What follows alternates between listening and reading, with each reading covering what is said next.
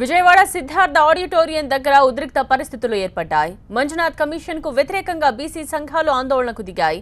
Manjunath commission కాపులకు అనుకూలంగా మారిందని బీసీ సంఘాలు ఆగ్రహం వ్యక్తం చేస్తున్నాయి.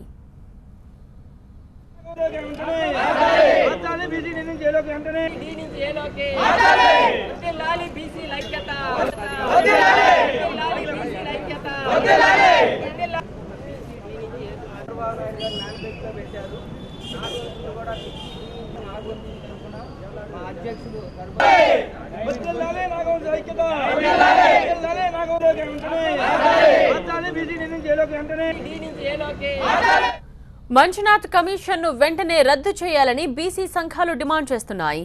ఆందోళనకారుల్ని పోలీసులు అడ్డుకున్నారు. ఈ సందర్భంగా పోలీసులకు ఆందోళనకారులకు మధ్య వాగ్వాదం జరిగింది.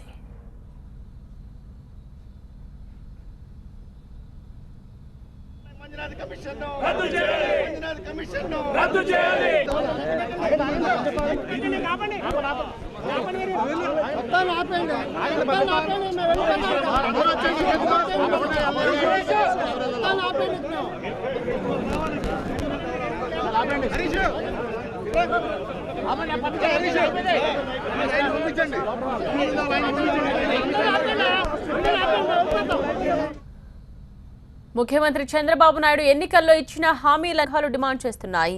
నాగవంశీయులను బీసీ డి నుంచి బీసీ ఏకు మార్చాలని బీసీ సంఘాలు డిమాండ్ చేస్తున్నాయి. ఎన్నికల హామీలను నిలబెట్టుకోకుంటే రాష్ట్ర వ్యాప్తంగా ఆందోళనలు చేస్తామని బీసీ సంఘాలు అంటున్నాయి.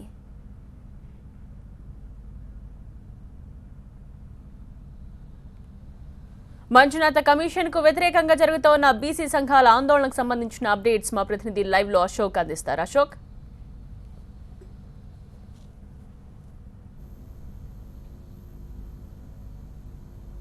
అభిప్రాయ సేకరణ అనేది కొనసాగుతోంది. మంజునాథ కమిషన్ ఆధ్వర్యంలో కాపులను బీసీలో చేర్చే అంశంపైన వివిధ వర్గాల నుంచి అభిప్రాయ సేకరణ పివి సిద్ధార్థ కాలేజీలో జరుగుతోంది.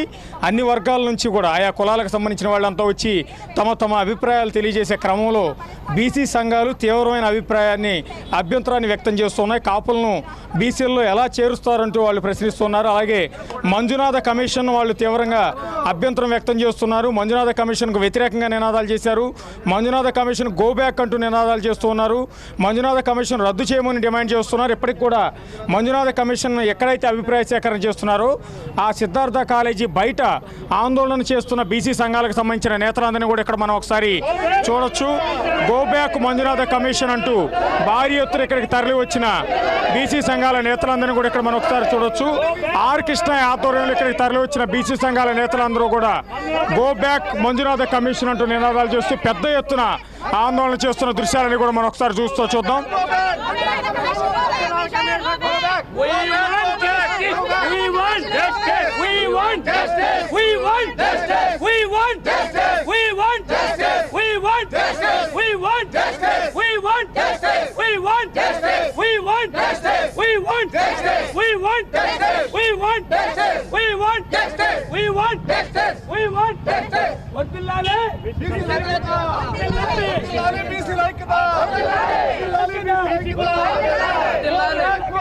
ప్రధానంగా వీళ్ళందరూ చెప్పేది ఒకటే, కాపుల్ని బీసీలో చేర్చడానికి ఎట్టి పరిస్థితుల్లో అంగీకరించేది లేదు. అసలు మంజునాథ కమిషన్ రద్దు చేయాలి అనేది వీళ్ళు ప్రధానంగా చేస్తున్న డిమాండ్గా ఇక్కడ కనిపిస్తోంది. ఏం చెప్తారమ్మా మీరు? గతంలో దాదాపుగా ఈ కాపుల్ని బీసీలో చేర్చేటటువంటి అంశం 1962లో స్టార్ట్ అయిందండి. ఆ రోజు నుంచి ఈ ప్రభుత్వాలు ఫస్ట్ అనంతరామన్ కమిషను, ఆ తర్వాత మురళీధర్ రావు కమిషను, ఆ తర్వాత పుట్టుస్వామి కమిషను, ఇలా అనేక కమిషన్లు వేసాయి. ఈ వేసిన కమిషన్లన్నిటికీ సమాధానంగా హైకోర్టులో వీళ్ళని చేర్చడానికి వీల్లేదు, కాపుల్ని బీసీలో చేర్చడానికి వీల్లేదు అనే అంశం మీద కేసు కొట్టేశారు. మళ్ళీ ఈ రాష్ట్ర ప్రభుత్వం ఎలా నిర్ణయం తీసుకుంది? కాపుల్ని బీసీలో చేరుస్తామని చెప్పి ఎలా హామీ ఇస్తుంది?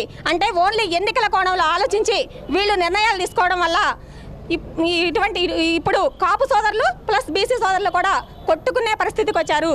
ఇది కరెక్ట్ కాదు. ఎన్నికల కోణంలో ఆలోచించి హామీలు ఇవ్వకూడదు. రాజ్యాంగ స్ఫూర్తికి విరుద్ధంగా వీళ్ళు ఎలా ప్రవర్తన చేస్తారు? అది కాకుండా ఇప్పుడున్నటువంటి కాపులు ఆర్థికంగా, రాజకీయంగా, సామాజికంగా అన్ని రంగాల్లో ఎదిగొన్నారు. దానికి నిదర్శనమే ఏపీ మంత్రివర్గంలో దాదాపుగా ఉప ముఖ్యమంత్రి దాకా ఎదిగారు. సినీ ఇండస్ట్రీలో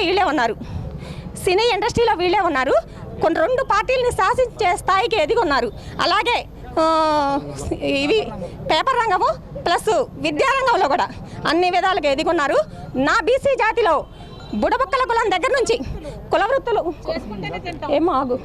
నా బీసీ జాతిలో కులవృత్తులు చేసుకునేవారు మరియు సంచార జాతులు అడుక్కు తిని జీవనం సాగించే వాళ్ళు ఉన్నారు. వాళ్ళని ఆదుకోవాల్సిన సమయం ఆసన్నమైంది. ఇలాంటి టైంలో అగ్రకులాలని అభివృద్ధి పేరుతో తీసుకొచ్చి బీసీలో కలుపుతామని ఈ చంద్రబాబు నాయుడు గారు చెప్పడం మేము తీవ్రంగా వ్యతిరేకిస్తున్నాం. కాబట్టి మంజునాథ కమిషన్ గారికి వివరించడానికి వచ్చాం.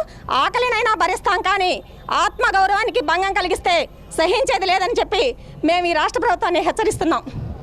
ఏం చెప్తారంటే లోపలికి వెళ్ళి ఆల్రెడీ మంజునాథ కమిషన్ ముందు చెప్తే బాగుంటుంది, బయట ఉన్న ఆందోళన చేయడం వల్ల ఉపయోగం ఏంటి? మేము ఆందోళన చేయట్లేదండి. మా పరిస్థితిని బీసీ కమిషన్ వారు కూడా విన్నవించుకునే పరిస్థితిలో లేరు. మేము చెప్పిన బాధలను కూడా వినే పరిస్థితిలో లేరు.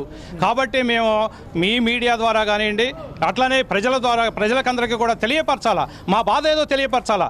మేము 160% ఉన్నవాళ్ళం. మేము ఆకలితో చస్తా ఉన్నాం. ఇప్పటికీ పూర్తిగా ఆహారం తిన్న కులాలు చాలా తక్కువ ఉన్నాయి. బుడబొక్కల కులాలు అడుక్కుంటా ఉన్నాయి. పాములు ఆడించుకుంటూ రోడ్ల మట్టి మీరు అందరూ చూస్తూనే ఉన్నారు. ఇక్కడ ఉన్న జనం కానీ ఈ ప్రతి జనం కూడా చూస్తా ఉన్నారు. మా జాతి అణగదొక్కబడింది, మా జాతి చాలా నీచమైన పరిస్థితిలో ఉంది, మా జాతికి రిజర్వేషన్ కావాలని ముద్రగాడు అడుగుతూ ఉన్నారు. ఆయనకి ఏం చెప్తారు మీరు? ఓకే, మీ జాతి ఎక్కడ అడుక్కుని తింటా ఉంది? మీ జాతి ఏ విధంగా లోను కావాలనో లేకపోతే ఏదన్నా చిన్న వృత్తి పని చేశారు ఎక్కడన్నా? మీరు మాతో పని చేయించుకున్నారు. మీ కులం వారికి మేము పనులు చేసాం, బట్టలు ఉతికాం, గడ్డం గీసాం, అన్ని పనులు చేసేవాళ్ళం మేము. మీరు చేయించుకునేవాళ్ళు. ఇప్పటి వరకు చూడండి, ఎప్పుడైనా సరే ఈ గత చరిత్ర కానీ ఇప్పటికైనా ఇన్ని సంవత్సరాలలో మీరు ఎప్పుడన్నా ఎవరికన్నా ఈ సమాజంలో చేతి వృత్తి పని కానీ ఇంకేదన్నా పని కానీ చేసి ఉన్నారా? మేము చేసాం, మీకే చేసాం, మీకు చేసాం, ఇంకా ఉన్నత వర్గాలకు చేసాం. ఈ సమాజంలో ఉన్న ప్రతి ఒక్కళ్ళు కూడా పని చేస్తున్నది మేము, ఆకలితో ఉంటుంది మేము. మా రిజర్వేషన్స్ లేకపోతే మాకు ఇచ్చే ఈ ప్రభుత్వం కొద్ది గొప్ప ఉన్నటువంటి సహాయ సహకారాలు కూడా మీకు కావాలని కోరుకుంటున్నారు. అంటే ఇక మీకు సేవ చేస్తూ ప్లస్ మళ్ళీ మేము మా నష్టం ప్రభుత్వంలో వచ్చేటటువంటి రాయితీలు కూడా మీకే కావాలా? అలానే ముఖ్యమంత్రి పదవులు, అన్ని పదవులు కూడా మీకే కావాలా? అగ్రవర్ణాలు చాలా దారుణమైన అన్ని పార్టీలు, ఒక పార్టీ కాదండి ఇక్కడ, ఒక్క తెలుగుదేశం పార్టీ కాదు, రాజశేఖర రెడ్డి పార్టీ, వైఎస్ఆర్ పార్టీ కాదు, లేకపోతే కమ్యూనిస్ట్ పార్టీలతో సహా దగ్గర అందరూ కూడా సపోర్ట్ చేస్తూ ఉన్నారు. కాపులకి ఎందుకు చేస్తూ ఉన్నారు? కాపులు ఈ రాష్ట్రంలో శాసించడానికి సిద్ధం అవుతూ ఉన్నారు. కాబట్టి ఈ విధమైన సినీ ఫీల్డ్లో కానీ వాళ్ళు అన్నింటిలో కూడా అట్రాక్షన్గా ఉంటా ఉన్నారు. డబ్బు ఖర్చు పెట్టడానికి రెడీగా ఉన్నారు. ఈ రోజు రాజకీయం మొత్తం కూడా డబ్బు మీద నడుస్తూ ఉంది. కోట్ల రూపాయలు వాళ్ళకు ఉన్నాయి. కాబట్టే అన్ని పార్టీలు వాళ్ళని సపోర్ట్ చేస్తూ ఉన్నాయి. దయచేసి మాకు తెలిసింది ఒకటే, మేము ప్రజలకు చెప్పుకోవాల్సిన పరిస్థితి వచ్చింది. ఎవరు కూడా మాకు న్యాయం చేసే పరిస్థితి లేదు.